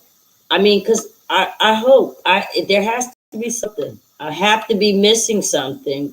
Otherwise, it just highlights how poorly dealt with we are in this country. And I'm triggered and I'm tired of it. And if Joe Biden doesn't meet our demands, we prefer something to happen. We need something to happen in the first 100 days.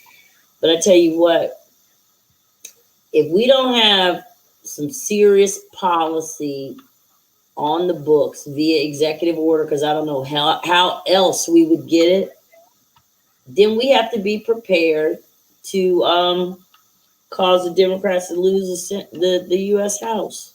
That's the way I see it. We have to. We don't have a choice. I just share one more thing with you guys. In addition to a couple of links about that stimulus and that stuff that came out today, your state has set-asides.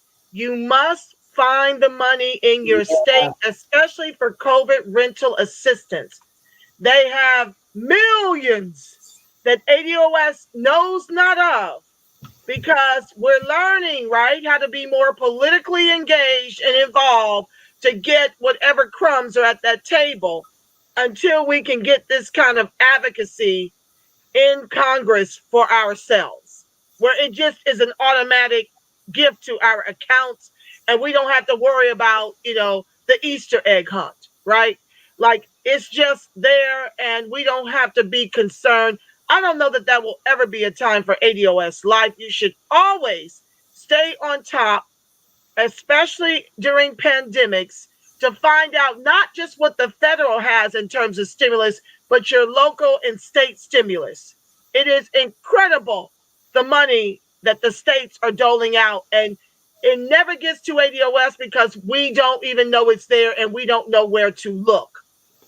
So put COVID rental assistance for your state in the search engine and be amazed at how much money is there for you to claim. Okay. With that said, Dawn, I've got to get to my story time. I want to thank you from the bottom of my heart. You have so wowed my viewers with your brilliance behind the economic empowerment plan. These are great ways to give us some immediate relief. And we're here for you all, hands on deck, as the Friends of ADOS community, to support you in any way that we can to get this going. You know how to reach me. Right. More details will be coming in. I wanted to take a minute and just send out some love and prayers. We had I'm a member of the Triangle ADOS chapter in North Carolina, and one of our members lost her son yesterday. Nikki Hairston lost her 20-year-old son yesterday to gun violence. He was shot and killed yesterday. We don't have any details, and of course we are devastated for her family. Oh my God. Devastated and crushed that we just can't, it just never goes away. It just, we can't get a break. We just can't get a break. We're going to get a break, but Nikki and her family, we love you, and we'll keep people posted, when we get more details or find out, any help, or, maybe where people can send, send their thoughts. But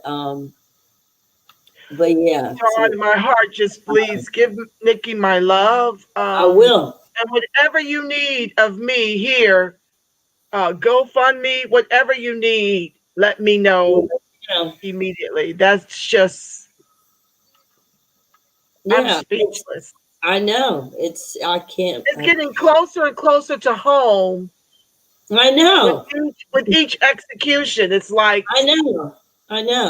And this is like another person affiliated with our chapter 3 weeks ago, or 3 or 4 weeks ago. His sister-in-law was murdered in her home, and the 4 children were there. And then 2 weeks later, another immediate family member was murdered. So I don't know what we're doing out here. I don't. It did just desperation. I mean, it was robbery, poverty. So I'll be putting out more details. I'll keep you posted, and we'll keep Nikki and her family in our prayers, and I'll keep you guys posted when we hear some more on that. Thank you, Dawn, for everything.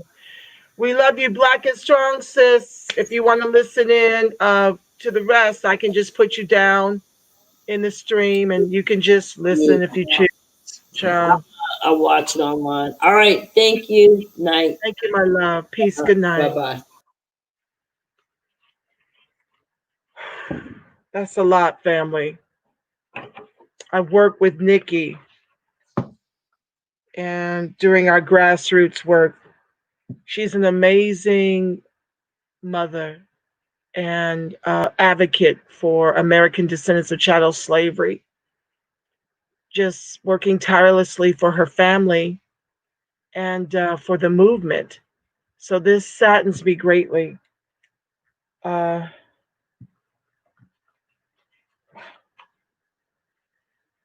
Okay, family, we're picking up with part 2. Get your libations. I really need one right now. Good Lord. This is story time. We're reading from the Black Tax, The Cost of Being Black in America, Shawn D. Rochester. And this is where I get to do 2 things. My favorite pastime is reading. I don't know if you see the books in the background, but it walls all the way back to the kitchen of books. I love them, and at the same time, it helps me to make the case for reparations, and it helps me build up your resolve. So just relax and take this in. I'm gonna try not to go off the rails. I really am gonna do my best. Okay, so we're in part 2 where we're talking about the history, right? The historical black tax. We've gone through some frightening facts to consider. The black tax from 1619 to 1890, which is from slavery to our emancipation. We've covered that. We've covered the black tax following emancipation, how they took away our 40 acres and a mule and put in place the Homestead Act, in which 93 million Americans today are direct beneficiaries of this enormous wealth generating program. And this is why I teach that class-based policies does not fix race. So all this talk about erasing student loan debt, I know the 16% of us who are educated and degreed or have advanced degree are excited about that likelihood. But over here, it's not about self-individualism. It's not about bootless strapperism. It's about community upliftment. It is no way in the world that it is okay with my soul to receive a erasure of my student loan debt while 84% of American descendants of chattel slavery get nothing. It is not well with my soul that that this becomes a racial wealth. This becomes a white wealth transfer, because the majority of white folks in this country hold degrees and advanced degrees. So when you talk about these class-based policies, they're really just taking our reparations and spreading it around to make the other groups whole, while a few of us who are privileged to have a degree or whatever it is they're trying to relieve the others of get that privilege. None of that is okay within the Friends of ADOS community, a part of the grassroots doing advocacy work to make us whole, local, state, and federally. Okay? So now we're up to, so we did that part.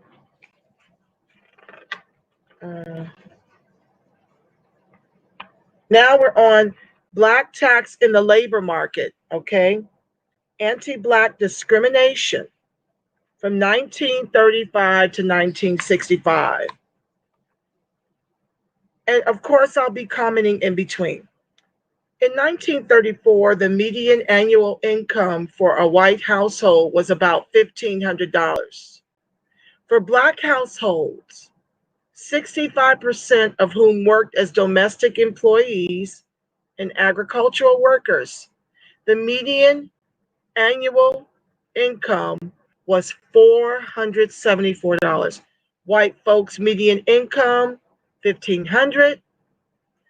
Us, ADOS, $474. As a response to the economic impact of the Great Depression, Congress passed a series of laws to provide economic relief for millions of American citizens. These laws were called the New Deal and helped to set minimum wages, maximum weekly work hours, legalize labor organizing, provide assistance to farmers, and provide old age insurance, Social Security to senior citizens. The New Deal was a huge undertaking and served as a foundation for the creation of the American middle class. But before the New Deal was passed into law, it was opposed in Congress by representatives from southern states.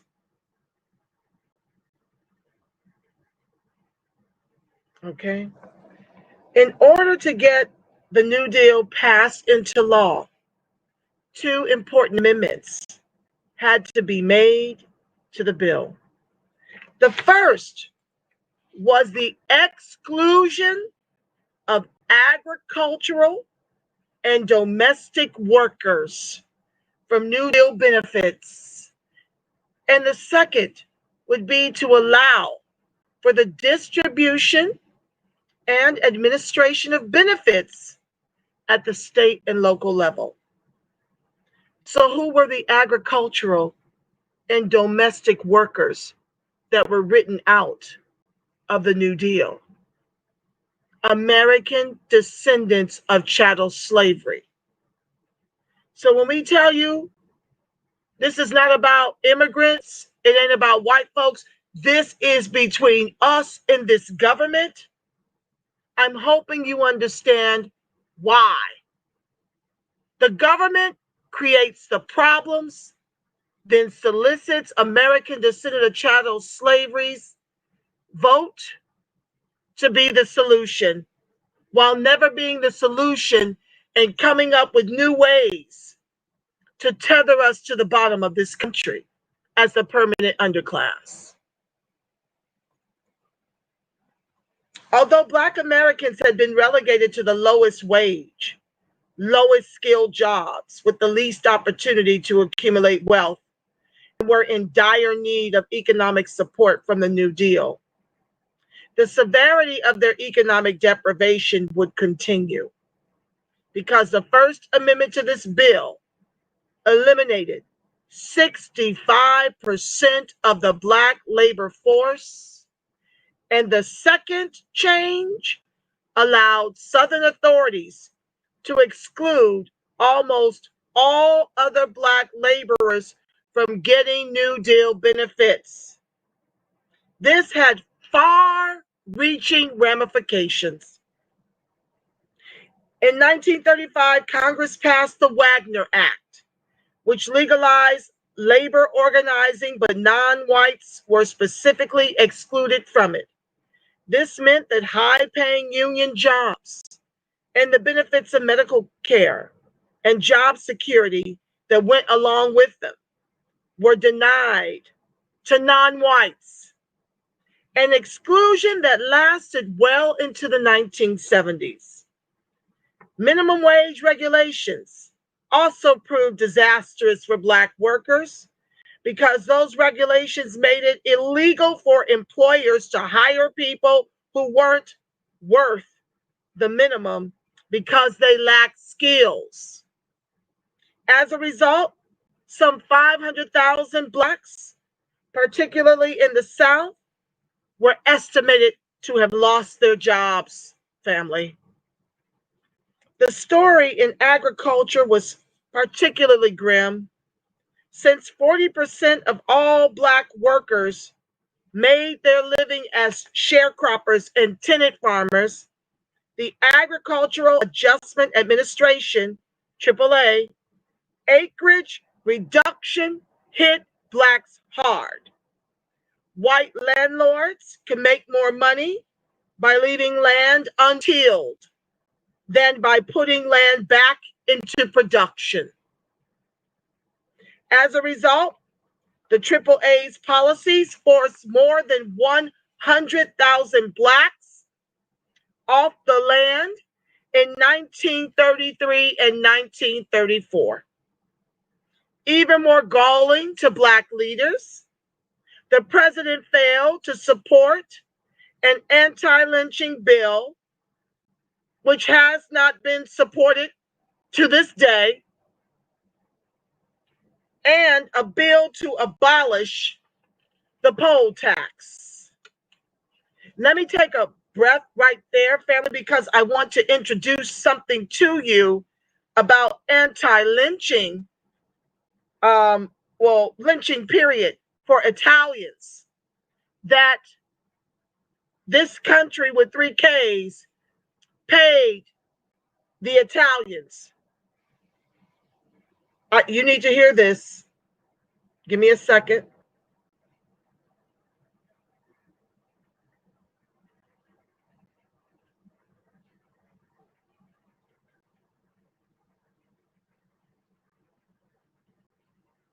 This is going to blow your mind.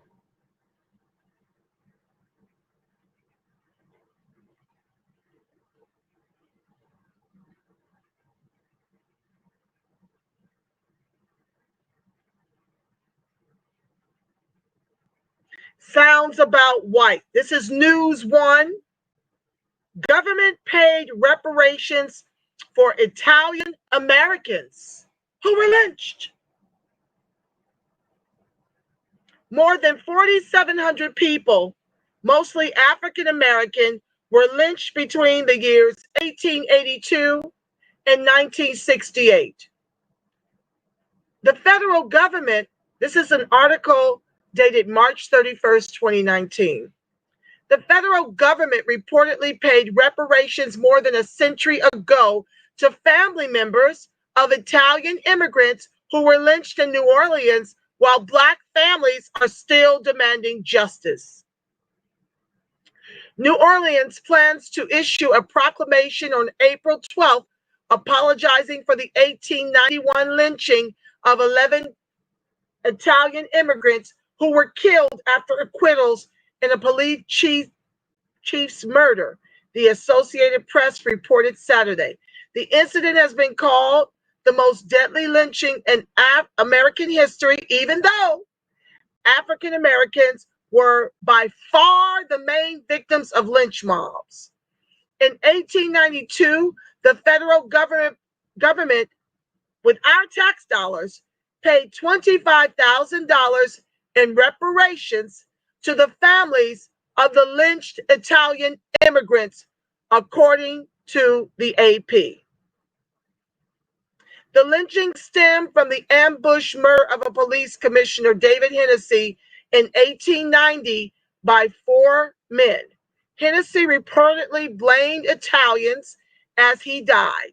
Investigators arrested hundreds of suspects from among the approximately 30,000 Italian immigrants who lived in New Orleans at the time. Of that group of suspects, 19 were indicted and 9 of them were tried in court.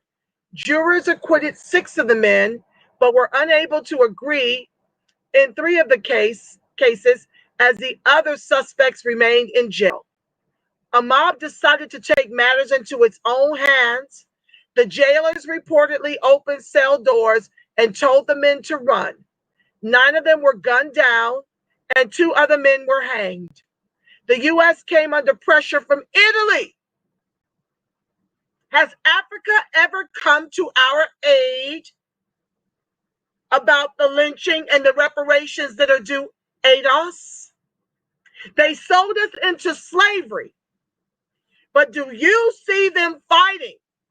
Do you see any pressure coming from Africa for our reparations and for us to be paid for every person, all the families, over 4,000, to be paid for their family members that have been lynched by this government?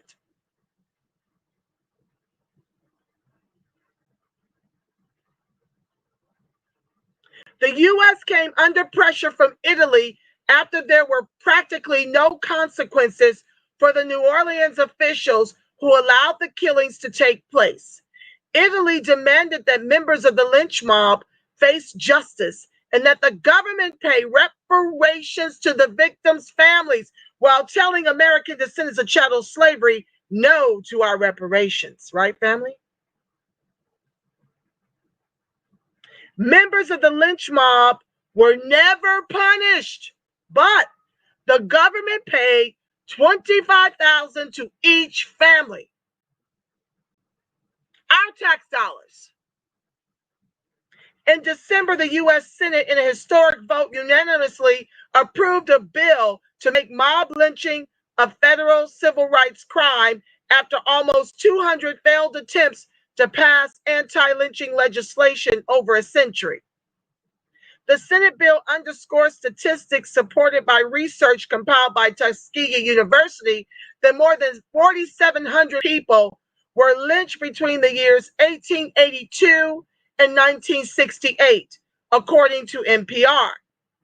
About 75% of the victims were African Americans, while 99% of all perpetrators of lynching escaped from punishment by state or local officials. It is also worth noting that at least several thousand African Americans and more than 400 Black Louisianians were lynched in the late 19th and early 20th centuries, while several dozen Italians were lynched, author Michael Pfeiffer said. Will African American families ever receive compensation for mob lynchings? A new survey, if accurate, found that most Americans are now receptive to the controversial idea of the federal government granting reparations to African Americans. Okay, I just had to get that in there,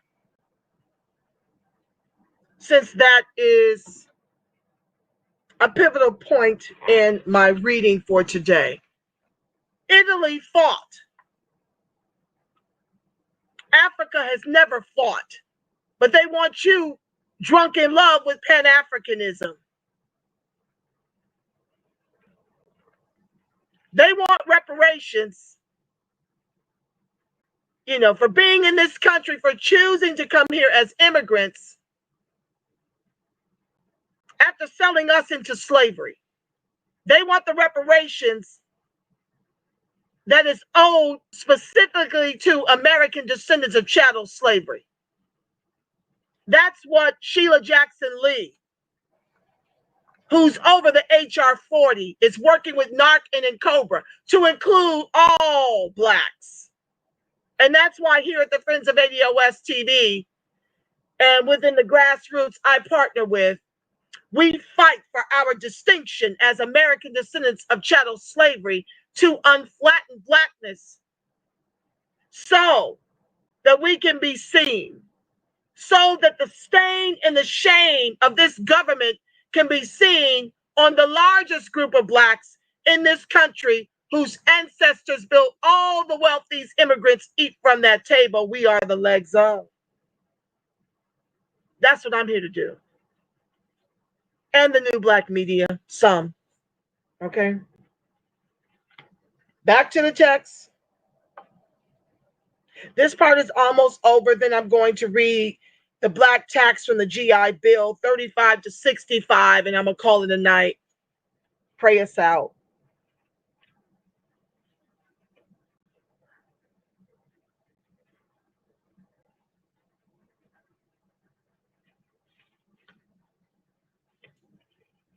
Roosevelt feared that conservative Southern Democrats, let me read that last sentence up. Even more galling to Black leaders, the president failed to support an anti-lynching bill and a bill to abolish the poll tax. Roosevelt feared that conservative Southern Democrats who had seniority in Congress and controlled many committee chairmanships would block his bills if he tried to fight them on the race question. The New Deal that excluded us, family, distributed $50 billion in federal expenditures from 1933 to 1940, which is the equivalent of almost $570 billion today. The exclusion of agricultural and domestic workers in the Social Security Act of 1935 would cost Black workers $143 billion in today's dollars. One research study also estimated the cost of labor market discrimination against Black Americans from 1929 to 1969 in 1983 dollars at 1.6 trillion or 4.4 trillion today, inflated at just a tiny 3% per annum. So let's add this up. Let's do the math on the historical cost alone. So the author took a median of what was due between slavery and our emancipation, and he came up with 50 trillion because researchers say we are owed between 24 trillion and 90 trillion. He just went down the middle and took a weighted average of those numbers to get 50 trillion. Exclusion from the Social Security Act $143 billion. Labor market discrimination, another $4.4 trillion. The Jim Crow Society, $15 trillion at 2015 prices.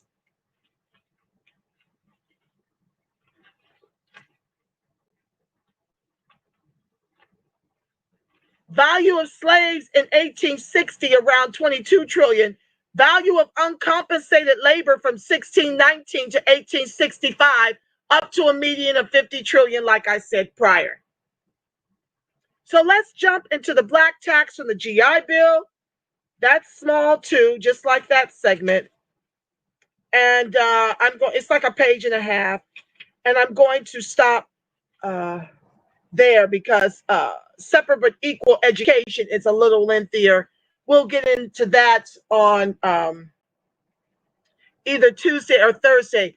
I'm trying some new time slots of Friday and Sunday while we're doing this pandemic. I'm going to be flirting with a show time of 5 p.m. instead of 4 Pacific Standard Time. So just roll with your sister when you see me marketing in different spaces. Just hop on the live and share what you think about it. You are my co-host, but I will find a comfortable landing spot. I'm competing with so much wonderful new Black media.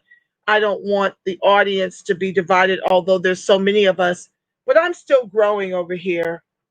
And I appreciate you guys for rolling with your sister. I really do.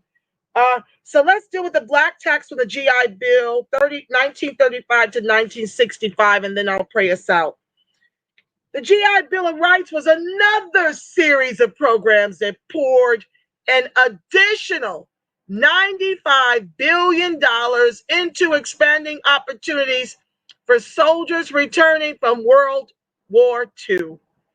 Overall, the GI Bill was a dramatic success and helped a significant portion of the 16 million World War II veterans attend college, receive job training, start businesses, and purchase their first homes. However, less than 2% of those funds went to the 1 million Black soldiers returning from World War II. Because of highly discriminatory policies and practices, Black veterans were essentially unable to purchase homes. This was true both in the North and in the South. In the New York metropolitan area, in 1950, for example, only about 69 of 69,666 VA loans, less than 0.1% were held by non-whites. And we have fought in every war. And in Mississippi, in 1947, only 2 out of 3,229 VA loans went to Black veterans. Job training was also very difficult for returning Black soldiers to get.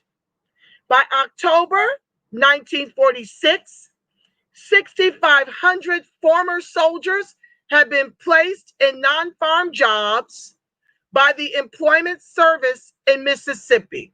Of those jobs, 86% of the skilled and semi-skilled jobs were filled by whites, 92% of the unskilled ones by our Black soldiers who put their lives on the line for this country with 3 Ks. Discrimination was also a key factor in limiting Black soldiers' ability to get post-secondary educational opportunities. $95 billion, but not for the American descendant of chattel slavery. Elite Northern colleges enrolled almost no Black students in the late 1940s. Take, for example, the University of Pennsylvania and Columbia, which were among the least discriminatory of the Ivy League colleges.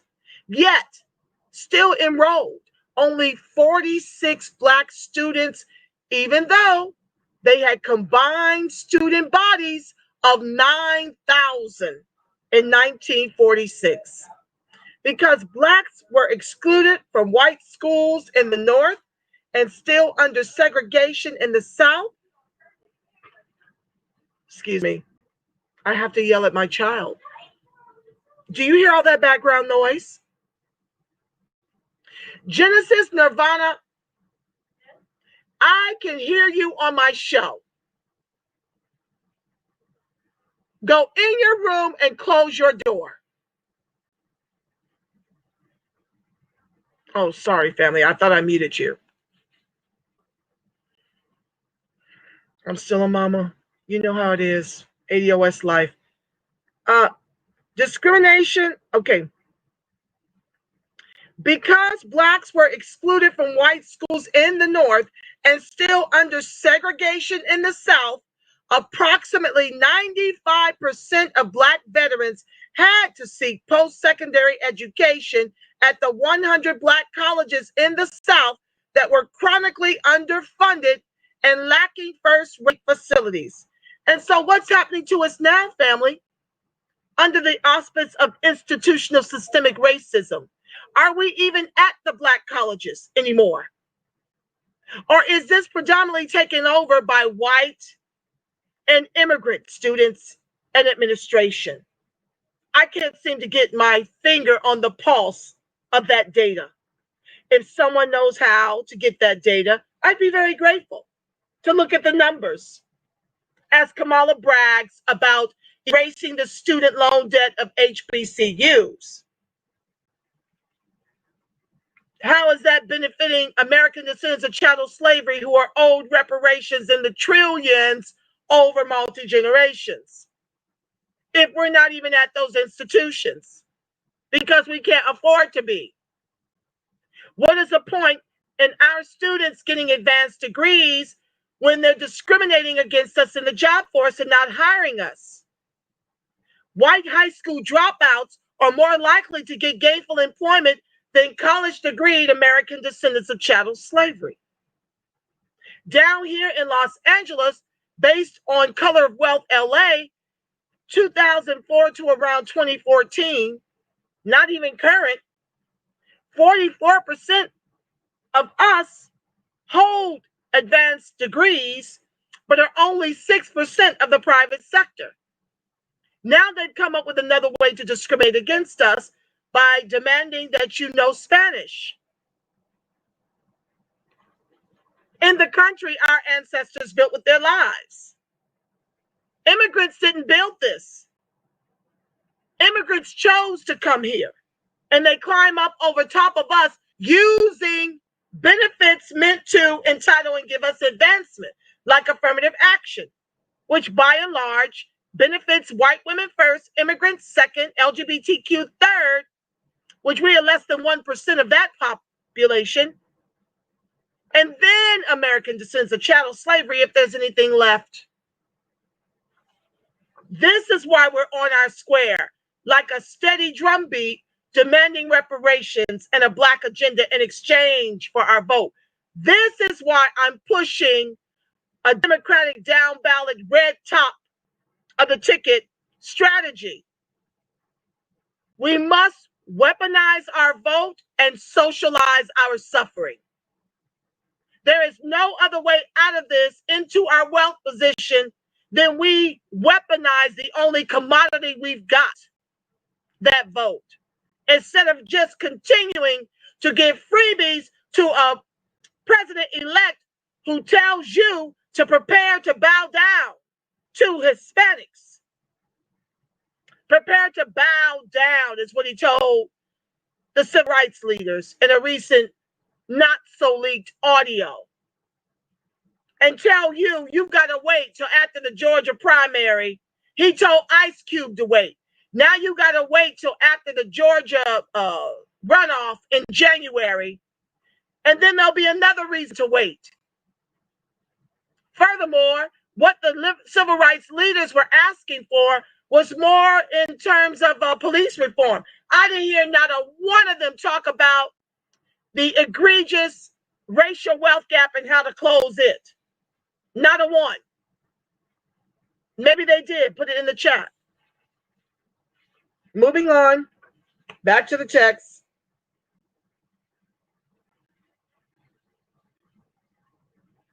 While white universities were expanding to accommodate millions of white veterans, Black colleges did not have and were not given the resources to accommodate an estimated 70,000 Black veterans in 1947. Imagine if they were entitled to the GI Bill like the white soldiers, where we would be as a people today. One report showed that as much as 55% of Black veterans who applied to Black colleges for post-secondary education were turned away because they could not accommodate the demand. So let's do some math and talk about another component added to the reparations owed to the American descendants of chattel slavery for what? Slavery, Jim Crow, and accrued ongoing systemic racism, oppression, and disadvantage in the country with 3 Ks that our ancestors built with their lives. The federal government invested $95 billion via the GI Bill to create opportunities for returning soldiers, which is equivalent to $700 billion today. That's in 2017 when this book was copyrighted. And yet less than 2% of the money went to Black veterans.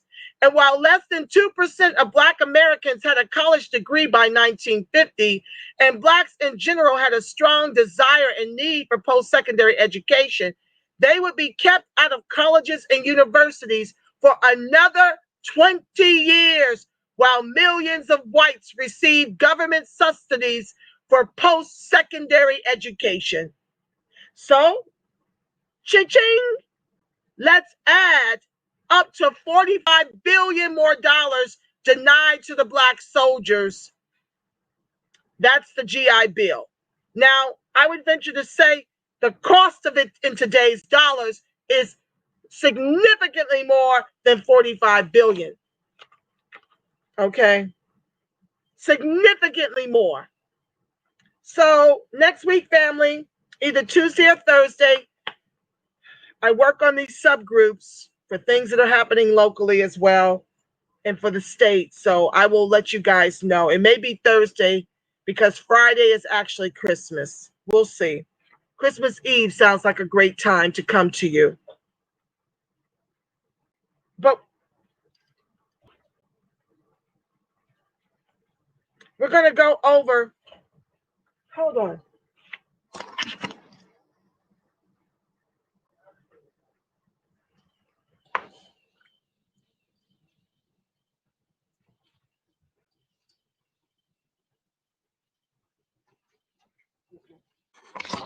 Sorry, fam.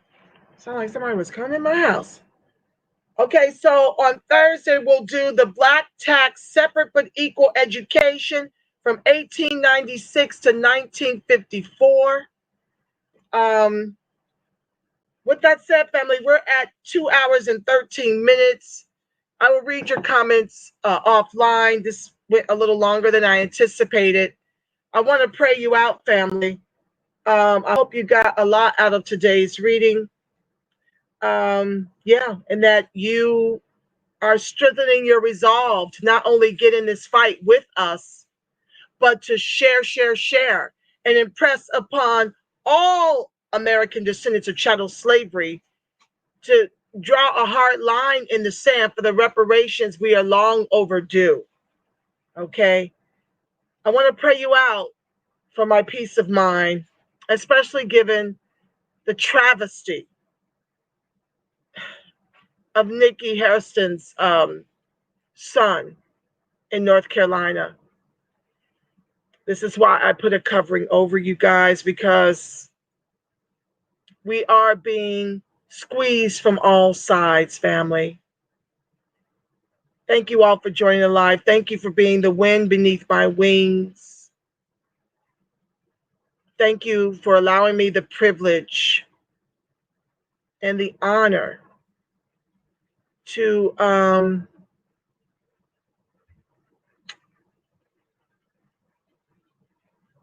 represent you, to be the voice for American descendants of chattel slavery. It is an honor and a privilege. Thank you for supporting the show. I put the Cash App and the PayPal in the scroll bar below. If you want to support the show, $ FOADOS, FOADOS TV at the Cash App. And the PayPal link is PayPal.me/Friends of ADOS TV. PayPal.me/Friends of ADOS TV. The light of God surrounds us. The love of God enfolds us. The power of God protects us, and the presence of God watches over us. Wherever ADOS and its allies are, God truly is, because, family, you are the face of God. You are the voice of God. You are the body temple of the Spirit of the living God.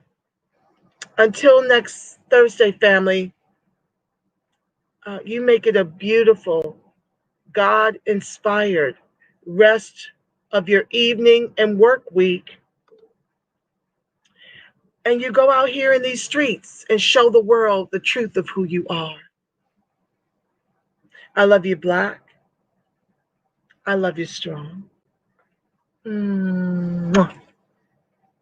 Peace, family.